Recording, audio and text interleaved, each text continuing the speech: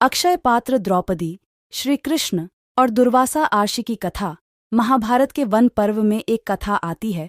जब युधिष्ठिर जुए में अपना राजपाट को हार जाते हैं तो उनको 12 साल का वनवास और 1 साल का अज्ञातवास होता है।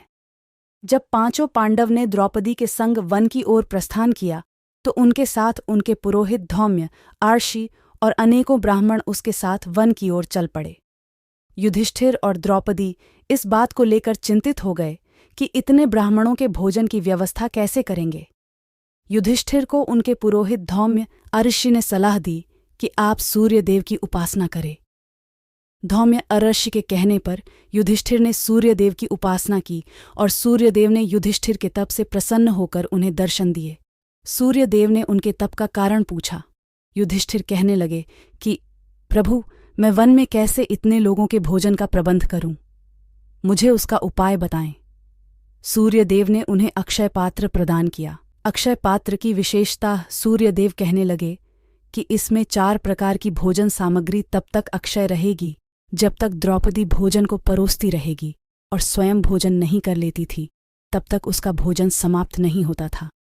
इसलिए द्रौपदी सभी को भोजन करवाने के पश्चात ही स्वयं भोजन करती थी। माना जाता है कि युधिष्ठिर को जिस दिन अक्षय पात्र मिला था वह अक्षय तृतीया का ही दिन था। श्री कृष्ण ने अक्षय पात्र से अन्न का एक दाना खाकर बचाई कि द्रौपदी की लाज। जब पांडव वनवास में थे तो दुर्योधन ने दुर्वासा आर्षि और उनके शिष्यों की बहुत आदर सम्मान किया। दुर्योधन के आदर सत्कार से प्रसन्न होकर दुर्वासा आर्षि ने उसे वर मांगने के लिए कहा।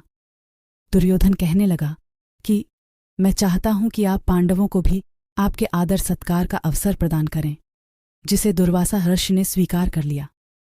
दुर्योधन की सोच शुरू से षड्यंत्रकारी थी और वह दुर्वासा आर्षि के क्रोधी स्वभाव के बारे में जानता था।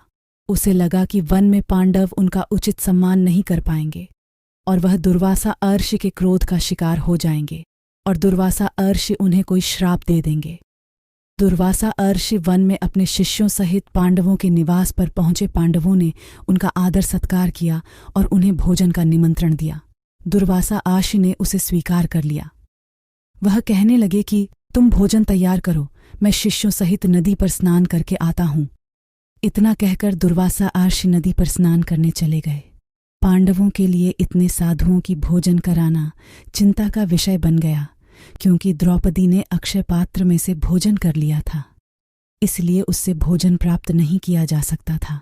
द्रौपदी ने दीनों की लाज रखने वाले श्री कृष्ण का स्मरण किया कि केशव, जैसे पहले आपने मेरी लाज रखी थी वैसे मेरी लाज रखना। द्रौपदी की पुकार पर श्री कृष्ण तुरंत वहां पहुंच गए और उन्होंने द्रौपदी से भोजन मांगा। द्रौपदी कहने लगी, माधव, क्यों मेरा उपहार उड़ा रहे हो? श्री कृष्ण कहने लगे कि तुम्हारे पास तो अक्षय पात्र हैं। द्रौपदी बोली कि माधव, एक दुविधा है कि मैंने उस अक्षय पात्र से भोजन कर लिया है, इसलिए अब उससे भोजन नहीं मिल सकता। श्री कृष्ण बोले कि द्रौपदी, तुम मुझे अक्षय पात्र दिखाओ।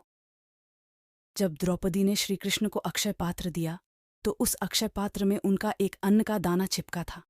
जैसे ही श्री कृष्ण ने उसे खाया, उनमें संतुष्टि के भाव आ गया कि जैसे कि एक दाने ने उनका पेट भर गया है।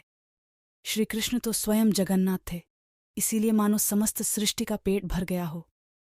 दुर्वासा आर्षि और उनके शिष्यों को भी ऐसा आभास हुआ, उनका पेट बहुत ज्यादा भर गया है। वह साधुओं साहित्य वहां से ही चले गए और पांडवों के निवास पर नहीं गए, क्योंकि उन्हें लगा अगर पांडवों के पास गए तो भोजन खाने से मना करने पर पांडवों को अच्छा नहीं लगेगा। इस तरह से उस दिन श्री कृष्ण ने अक्षय पात्र से अन्न का एक दाना खाने से मानो पूरी सृष्टि तृप्त हो गई।